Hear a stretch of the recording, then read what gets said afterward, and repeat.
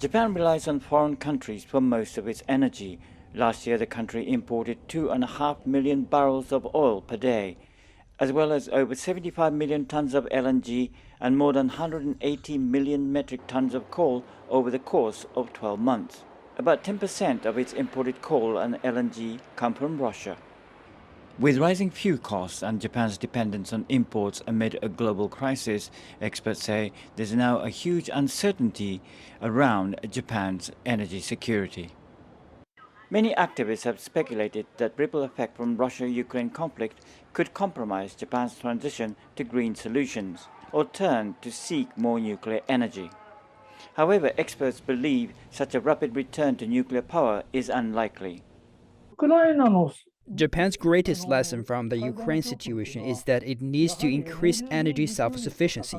The best domestic energy source is renewable energy, such as solar and wind.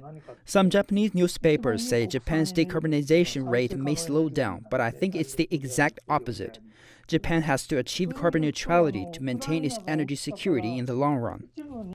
However, renewable energy development takes time, and restarting nuclear power plants takes time before they are ready to generate electricity.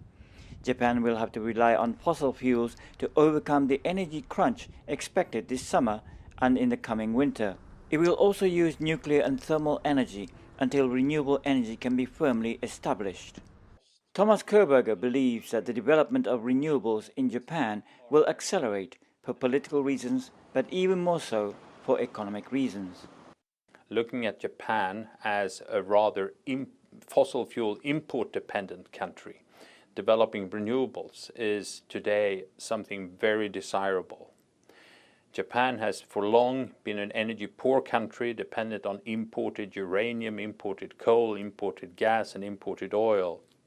With renewables, they can use the domestic resources, making them independent of imports and of course also decreasing the costs to the Japanese society of importing these non-renewable fuels.